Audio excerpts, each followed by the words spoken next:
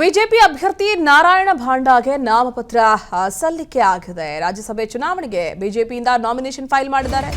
Nomination file ಮಾಡೋ ಸಂದರ್ಭದಲ್ಲಿ ಬಿಜೆಪಿಯ ರಾಜ್ಯಾಧ್ಯಕ್ಷ ಬಿವೈ ವಿಜಯೇಂದ್ರ, ವಿಪಕ್ಷ ನಾಯಕ ಆರ್ ಅಶೋಕ್, ಜೆಡಿಎಸ್ನ ಮಾಜಿ ಸಿಎಂ ಎಚ್ಡಿಕೆ ಉಪಸ್ಥಿತರಿದ್ದರು.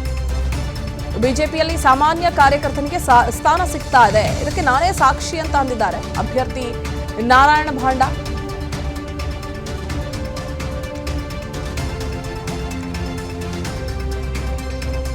ಸಾಮಾನ್ಯ ವ್ಯಕ್ತಿಗೆ ಸ್ಥಾನ ಕೊಡಬೇಕು ಅಂತ ಪಕ್ಷ ನಿರ್ಣಯ ಮಾಡಿದೆ. ಹೀಗಾಗಿ ನಾಮಪತ್ರವನ್ನ ಸಲ್ಲಿಸಿದ್ದೀನಿ ಅಂತ ನಾಮಪತ್ರ ಸಲ್ಲಿಸಿ ಬಂದ ಬಳಿಕ ನಾರಾಯಣ ಭಾಂಡಾ ಈ ರಿಯಾಕ್ಷನ್ ಅನ್ನು ಕೊಟ್ಟಿದ್ದಾರೆ.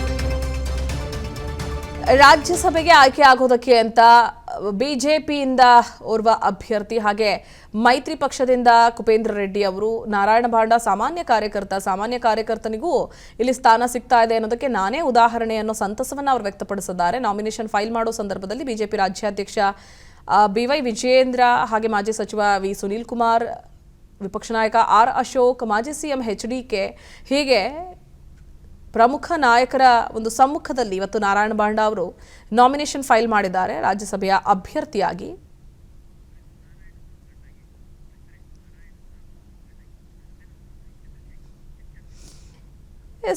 ಈ ಒಂದು ಸಂದರ್ಭದಲ್ಲಿ ಬಹಳ ಖುಷಿಯಿಂದ ಅವರು ಮಾತುಗಳನ್ನು ಆಡಿದ್ದಾರೆ ನಾರಾಯಣ ಭಾಂಡಾ. ಅವರ ಜೊತೆಗೆ ನಮ್ಮ ಪ್ರತಿನಿಧಿ ಚಂದ್ರಶೇಖರ್ ಒಂದು ಚಿಟ್ಚಾಟ್ ನಡೆಸಿದ್ದಾರೆ. ಏನು ಹೇಳಿದ್ದಾರೆ ಕೇಳೋಣ. ರಾಜ್ಯಸಭಾ ಸದಸ್ಯ ಸ್ಥಾನಕ್ಕೆ ಈಗ ಬಿಜೆಪಿ ಅಭ್ಯರ್ಥಿಯಾಗಿ ನಾರಾಯಣ ಭಾಂಡಿಗೆ ಅವರು ನಾಮಪತ್ರ ಸಲ್ಲಿಸಿದ್ದಾರೆ. ಅವ್ರನ್ನ ಮಾತಾಡ್ಸೋಣ. ಸರ್, ನಿಮ್ಮ ಆಯ್ಕೆ ನಿಜಕ್ಕೂ ಒಂದು ರೀತಿ ಅಚ್ಚರಿ, ಯಾಕೆ ಅಂತ? ನಿಮಗೆ ಹೇಗೆ ಆಶ್ಚರ್ಯ, ನನಗೂ ಕೂಡ ಅಚ್ಚರಿ. ಯಾಕಂತಂದರೆ ನಾನು ಪ್ರಾರಂಭದಲ್ಲಿ ಎಲ್ಲ ಮಾಧ್ಯಮದವರು ಒಂದೇ ಮಾತು ಹೇಳ್ತೀನಿ, ನಾವೇನು ಭಾರತೀಯ ಜನತಾ ಪಾರ್ಟಿ ಯಾವತ್ತಲೂ ಹೇಳ್ತಿರ್ತೀವಿ the party with a difference ಅಂತ. ಅದನ್ನು ಸಾಧ್ಯ ಮಾಡಿ ತೋರಿಸಿದ್ದಾರೆ. ಭಾರತೀಯ ಜನತಾ ಪಾರ್ಟಿಯಲ್ಲಿ ಸಾಮಾನ್ಯ ಕಾರ್ಯಕರ್ತನಿಗೂ ಕೂಡ ಪ್ರಾಮಾಣಿಕವಾಗಿ ನಿಷ್ಠೆಯಿಂದ ಕಮಿಟ್ಮೆಂಟ್ನಿಂದ ಕೆಲಸ ಮಾಡಿದರೆ ಪಕ್ಷಕ್ಕೆ ನಿಶ್ಚಿತವಾಗಿ ಪಕ್ಷದಲ್ಲಿ ಒಂದು ಸ್ಥಾನಮಾನ, ಅಧಿಕಾರದಲ್ಲಿ ಸ್ಥಾನಮಾನ ಸಿಗ್ತಾನೆ ಅನ್ನೋ ಸಲುವಾಗಿ ನಾನೇ ಒಂದು ಉದಾಹರಣೆ. ಸರ್, ವಿಧಾನ ಪರಿಷತ್ ಸದಸ್ಯರಾಗಿ ಕೂಡ ತಾವು ಕೆಲಸವನ್ನು ಮಾಡಿದ್ರ, ಈಗ ರಾಜ್ಯಸಭೆಗೆ ಆಯ್ಕೆಯಾಗಿದ್ದೀರಾ. ಸೊ ಕರ್ನಾಟಕದವರು ಆಯ್ಕೆಯಾಗಿ ರಾಜ್ಯಸಭೆಗೆ ಹೋಗ್ತಾ ಇಲ್ಲ ಅನ್ನೋ ಆರೋಪ ಇತ್ತು. ಸೊ ನಿಮ್ಗೊಂದು ಅವಕಾಶ ಸಿಕ್ಕಿದೆ ರಾಜ್ಯಕ್ಕೆ ಕೆಲಸ ಮಾಡಲಿಕ್ಕೆ, ಏನೆಲ್ಲ ಕೆಲಸ ಮಾಡ್ಬೋದು ಅಂತ ನಿಮ್ಮ ನಿರೀಕ್ಷೆ ಇದೆ ಸರ್? ಸರ್, ಕರ್ನಾಟಕದಲ್ಲಿ ಅನೇಕ ಸಮಸ್ಯೆಗಳಿವೆ. ಆ ಕೇಂದ್ರದ ಮುಂದೆ ಹೋಗಿ ಅದಕ್ಕೆ ಒತ್ತು ಕೊಟ್ಟು ಕೇವಲ ಸಮಸ್ಯೆಗಳನ್ನು ಹೇಳುವುದರಿಂದ ಪರಿಹಾರ ಆಗುವುದಿಲ್ಲ. ಆ ಸಮಸ್ಯೆಗಳನ್ನು ವಿಶ್ಲೇಷಣೆ ಮಾಡಿ ಕೇಂದ್ರದಿಂದ ಯಾವ ರೀತಿ ಪರಿಹಾರ ತೆಗೆದುಕೊಳ್ಳಬೇಕು ಅದರ ಸಲುವಾಗಿ ನಾನು ಒತ್ತು ಹಾಕ್ತೇನೆ. ಈಗಾಗಲೇ ಇನ್ನೂ ಏನೇನು ಮಾಡಬೇಕು ಅಂತ ಈಗಾಗಲೇ ಇನ್ನೂ ನಾಮಿನೇಷನ್ ಕೊಟ್ಟು ಬಂದಿದ್ದೇನೆ. ಅದರ ಬಗ್ಗೆ ಪೂರ್ಣವಾಗಿ ಇನ್ನೂ ನಾನು ಅಭ್ಯಾಸ ಮಾಡಿಲ್ಲ. ಈಗ ಸಣ್ಣ ಕಮ್ಯುನಿಟಿಗಳನ್ನು ಕೂಡ ಹುಡುಕಿ ಆಚೆ ತೆಗೆಯುವಂಥ ಮತ್ತು ಅವ್ರಿಗೆ ಒಂದು ಅವಕಾಶವನ್ನು ಮಾಡಿಕೊಡುವಂಥ ಕೆಲಸವನ್ನು ಬಿಜೆಪಿ ಮಾಡ್ತಾ ಇದೆ. ಸೊ ತಮಗೂ ಕೂಡ ಆ ರೀತಿ ಅವಕಾಶ ಮಾಡಿಕೊಟ್ಟಿದೆ. ಸೊ ಸಣ್ಣ ಸಮುದಾಯಗಳನ್ನು ಮೇಲೆತ್ತಬೇಕು ಅನ್ನುವಂಥದ್ದು.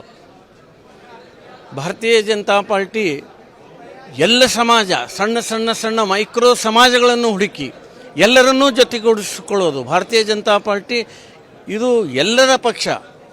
ಹೀಗಾಗಿ ಯಾರನ್ನೂ ನಿರ್ಲಕ್ಷ್ಯ ಮಾಡುವುದಿಲ್ಲ. ನಾವು ಎಷ್ಟೇ ಸಣ್ಣ ಸಮಾಜ ಇದ್ದರೂ ಆ ಸಮಾಜಕ್ಕೂ ಕೂಡ ಗೌರವ ಕೊಡ್ತೇವೆ, ಆ ಸಮಾಜವನ್ನು ಗುರುತಿಸ್ತೇವೆ. ಹೀಗಾಗಿ ಎಲ್ಲರೂ ಭಾರತೀಯ ಜನತಾ ಪಾರ್ಟಿಯ ಜೊತೆಗೆ ಕೈ ಜೋಡಿಸಬೇಕು ಅನ್ನತಕ್ಕಂಥ ಸಂದೇಶ ಇವತ್ತು ರಾಜ್ಯದ ಎಲ್ಲ ನಮ್ಮ ಸಮಾಜ ಬಂದವರಿಗೆ ಹೋಗಿದೆ. ನಮಸ್ತೆ. ಇದಿಷ್ಟು ನಾರಾಯಣ ಭಾಂಡಿಗೆ ಅವರ ಮಾತು. ಕ್ಯಾಮರಾ ಪರ್ಸನ್ ಚೇತನ್ ಜೊತೆ ಚಂದ್ರಶೇಖರ್, ವಿಸ್ತಾರ ನ್ಯೂಸ್, ಬೆಂಗಳೂರು. ಅನುಕ್ಷಣದ ಸುದ್ದಿಗಳಿಗಾಗಿ ವಿಸ್ತಾರ ನ್ಯೂಸ್ ಯೂಟ್ಯೂಬ್ ಚಾನೆಲ್ ಸಬ್ಸ್ಕ್ರೈಬ್ ಮಾಡಿ. ಹೊಸ ಸುದ್ದಿಗಳ ನೋಟಿಫಿಕೇಶನ್ಗಾಗಿ ಬೆಲ್ ಐಕಾನ್ ಕ್ಲಿಕ್ ಮಾಡಿ. ಲೇಟೆಸ್ಟ್ ಅಪ್ಡೇಟ್ಸ್ಗಾಗಿ www.vistaranews.com ವೆಬ್ಸೈಟ್ಗೆ ವಿಸಿಟ್ ಮಾಡಿ. ಅಂಗೈಯಲ್ಲೇ ಜಗತ್ತಿನ ಸುದ್ದಿ ತಿಳಿಯಲು ವಿಸ್ತಾರ ನ್ಯೂಸ್ ಕನ್ನಡ ಆಪ್ ಡೌನ್ಲೋಡ್ ಮಾಡಿ.